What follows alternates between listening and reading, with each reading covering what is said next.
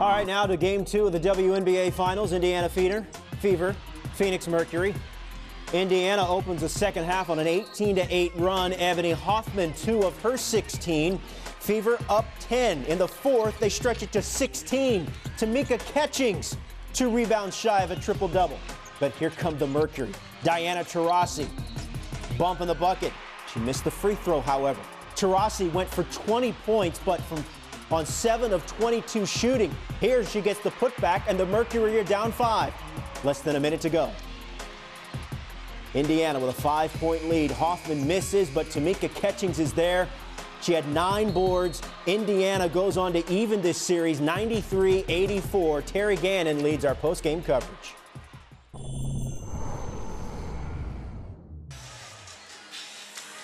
Pretty impressive night for the Indiana Fever. They come on the road to Phoenix and capture game 2. We're tied up at a game apiece in the WNBA Finals, best of 5. And now, Carolyn Peck, we head back to Indianapolis. One of the major question marks tonight, what would Tamika Catchings do after scoring just 8 points in game 1? Well, she answered it emphatically. Well, in game 1, she only had one responsibility, and that was guard Diana Taurasi. But in game 2, Lynn Dunn made it perfectly clear there's more that you've got to do. You've got to be an offensive threat.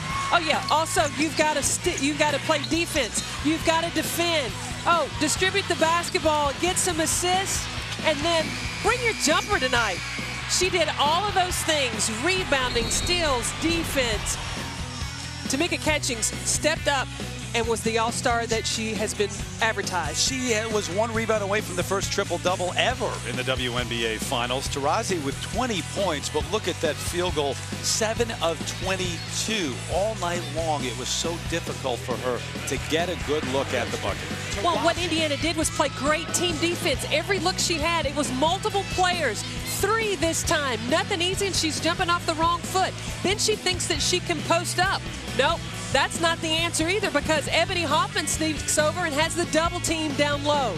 And then Taurasi thinks, well, let me get it done in transition. Breon January rotates over, takes the charge, and really gets her team fired up for what they did. Proud of what they did defensively. Yeah, Indiana came in and held Phoenix, which averages 97 points per game in the playoffs, to under 40% from the floor. Now, as you look ahead to game 3 back in Indianapolis, Phoenix has some questions to answer right now, namely Penny Taylor, who had the lip laceration, caught an elbow in this one, did not return.